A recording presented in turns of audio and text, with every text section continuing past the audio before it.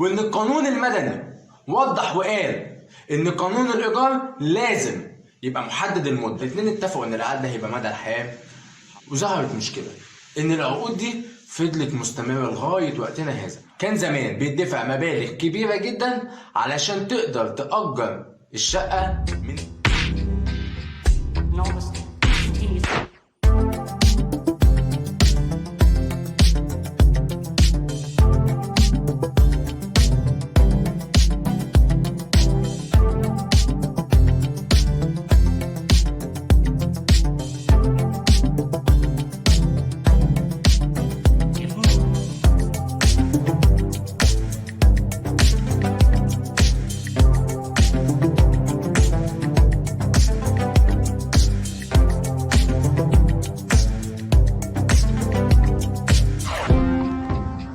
هاي موكل العزيز، عامل ايه؟ اخبارك؟ يا رب تكون بخير دايما.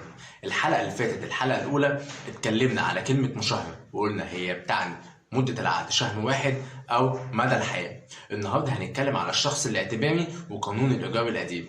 معاكم جرجس عادل المحامي، تابعوني.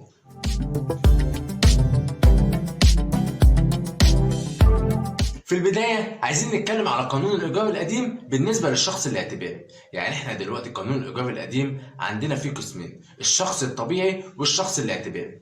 الشخص الطبيعي اللي هو زي جرجس، أحمد، محمد، يوسف، الكلام ده كله ده شخص طبيعي. الشخص الاعتباري هي الشركات، زي كل الشركات اللي احنا عارفينها. كل الشركات دي تصنف شخص اعتباري. ودلوقتي عندنا شقين، الشخص الطبيعي والشخص الاعتباري. الاتنين دول كل واحد عنده ايجار في حته معينه، وكل واحد عنده ايجار قديم. يا ترى القانون فصل في الموضوع ده ازاي؟ القانون فصل ما بين الاتنين دول. لو انت شخص طبيعي، احنا لسه ما عملناش اي حاجه والايجار القديم شغال زي ما هو، وكلمه مشاهره في العقود القديمه تعني مدى الحياه. اما الشخص الاعتباري صدر قانون 10 لسنه 2022. القانون ده نص ان مده العقد للشخص الاعتباري اللي هم الشركات، بقى نركز مع بعض، الشخص الاعتباري هم الشركات. القانون ده صدر وقال ان الشخص الاعتباري مدة العقد 5 سنين. يعني انت كشركة وعندك النهاردة ايجار قديم مدى الحياة، القانون 10 لسنة 2022 قالها صراحة ان مدة العقد بتاعك هتبقى 5 سنين.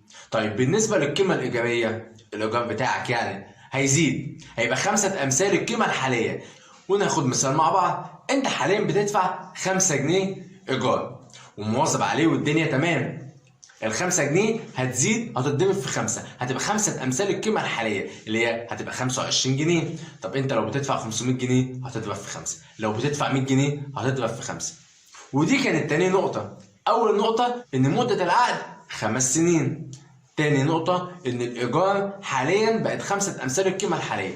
3، عندك زيادة سنوية على القيمة الإيجارية اللي إحنا لسه مزودينها دي 15% كل سنة لمدة ال5 سنين. يعني أنت كل سنة هتزيد 15%. السنة دي هتزود 5 أمثال القيمة بتاعتك، السنة اللي جاية هتزيد 15%، السنة اللي بعدها هتزيد 15%. وبكده نقدر نفرق ما بين قانون الإيجار القديم للشخص الاعتباري وللشخص الطبيعي. الشخص الطبيعي زي ما هو، لكن الشخص الاعتباري هو ده القانون اللي صدر رقمه 10 لسنة 2022. ودلوقتي نتكلم في نقطة مهمة. لو أنا عندي محل إيجار قديم وعايز أغير النشاط بتاعه، ده ينفع؟ وده موضوع حلقتنا اللي جاي. شكرا لمتابعتكم.